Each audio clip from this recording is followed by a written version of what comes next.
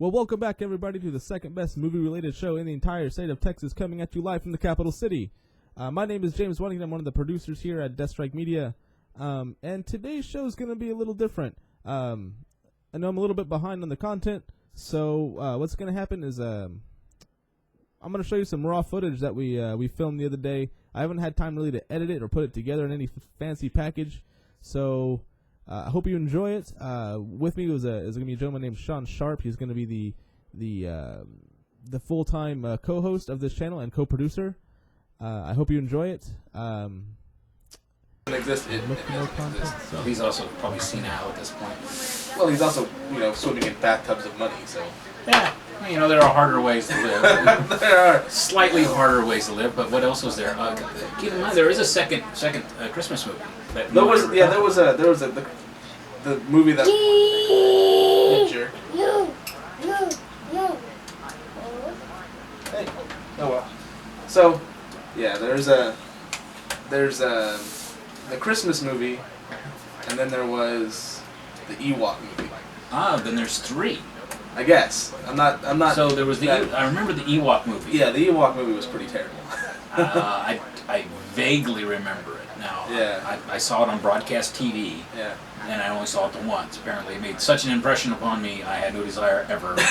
Much like the Christmas special. Go back and see it. It doesn't exist. If I recall, there was a Saturday morning cartoon show, Droids. Oh yeah, that was the animated one. Yeah. I thought they had a Christmas special. They probably did. Or kind of Life Day special, trying to be, Life Day doesn't exist. Our Celebration Day. Am I being politically incorrect in a fictional universe and screwing things up again? Not so much. What did my child See, you turned off everything. That makes more sense. Separate power. Separate power. So, yeah, this is a test run. I may post it just for the hell of it. Yeah, just, test runs are fun. Yeah. Let's see what else the thing I was going to bring up. I've been researching, I'm not sure how to pronounce it, Ahsoka Ahsoka Tano. Yeah, so... Her species is called Togruta, by the way. Togruta. She was, I don't know how far you made it, or if you've watched any of the Clone Wars, she was found by Clone Wars. Jedi Master Plo Koon. Right, we got it then. Yeah, so she is when she first started, she was not a fan favorite. Everybody couldn't stand her. Oh, they brought in this little kid who's going to make this show all kiddie. Jedis are going to be little kids. Kind of like what we thought Star Wars was going to be when Disney bought it. Oh, it's going to be Disneyfied. It's going to be... Then they kill Han Solo. Yeah, and then they straight up just kill Han Solo. You're like, Star Wars is back. Sorry, okay. Spoiler alert. Yeah, his own kid murks him, Yeah, it's, but yeah, Ahsoka, she's actually one of my favorite characters.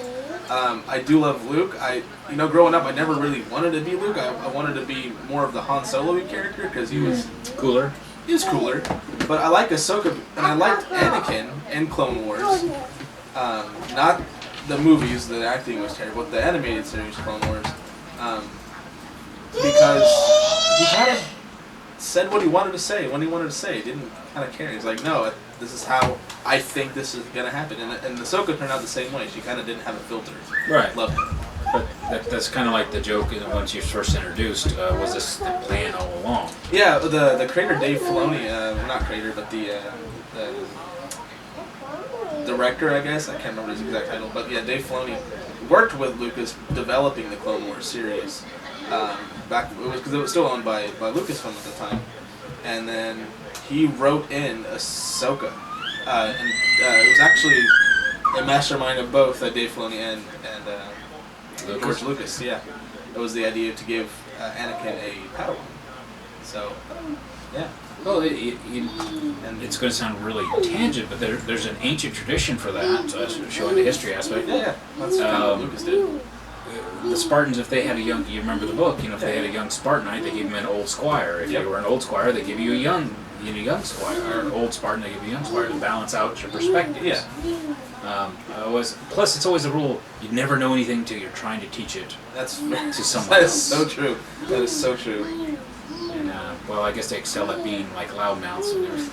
Yeah, well, that's Anakin before the the Clone Wars Anakin, which is really good. So, I've also been, and it's probably heretical watching fan theories about Ahsoka and all that, and just throw a comment out.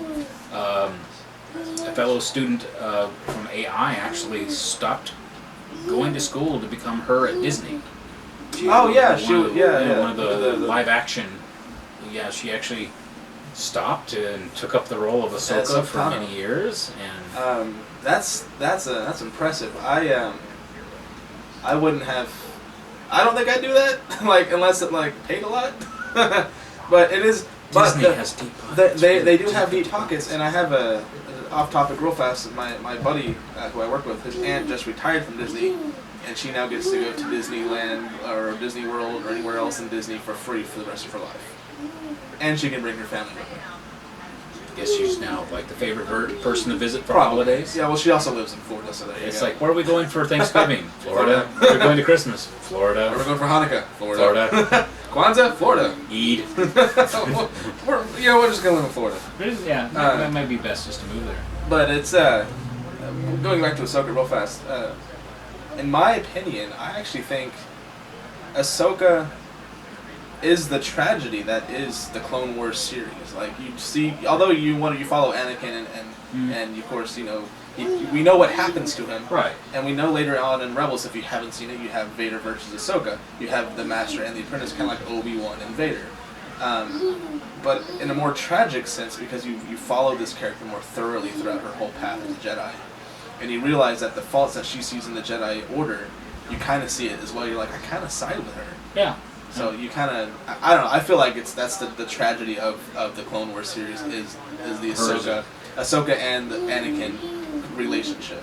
Well, the neat thing about having Ahsoka is that with the canon being out there, Vader's a known product. Yeah. His fate is known. Yeah. Well, yes. So you know how it ends, so to speak. With her, she was not only maybe having fresh eyes or fresh way to play off Anakin to show that he was more than a two-dimensional. He was human. That he was actually human, or something with midichlorians or something. Yeah. We're just throw the M word out. We have to have a word of the week we throw out. M. We're not using this word ever again. Midichlorians, it's gone. If we say it on camera or on recording, we have to make a donation. $10 will be donated to the Carrie Fisher Fund. Yeah, something of that nature. Something should not be said aloud. Yeah. But the fact is, yeah, she gets to show the schism that's been built into the Jedi Order, and also the power of the dark side. And she's the unknown quantity. Absolutely, yeah. She is the unknown. That to me was more interesting as a character, watching it as a storyline on the fact that we knew how Anakin ends. When I was a kid in 1977 and 78, I knew how it ends. That they'd already been releasing magazine blurb. Back then it was a magazine. We had to wait a month before we got our next blurb. Magazines are made of paper, and they usually come out weekly. Back then they were monthly. Monthly, yeah. You can still get them. Doctor Who has them. Yeah. Yeah, you would hang around. Yeah, like questionable convenience stores at like 3 a.m. waiting for the next shipment. What's a Circle K? Circle K's are pretty shady in a lot of neighborhoods, man. Circle K refers to something other than just the grocery store. And Bill and Ted. That's how they said it. Strange things are afoot at a Circle K. It's like the rash. Yeah. Anyway. Ahsoka was the unknown, and if I don't know if you reached season 3 in Rebels, you do have the Vader Ahsoka fight. It's a season 2 finale. I'm sorry, season 2 finale. And you don't know at the end of it whether she's alive or dead. You see Vader walk out got his ass whooped, but you don't see. You see a figure who appears to be Ahsoka, but you're not quite sure, and Dave Filoni has yet to say whether she lives. There's a huge movement called Ahsoka Lives that's also really voiced by Ashley Eckstein, who voiced Ahsoka Tano. She wants Ahsoka to live because she loves Ahsoka. Well, it's also a paycheck. Not to be too sorry, cynical. Yeah, exactly. But But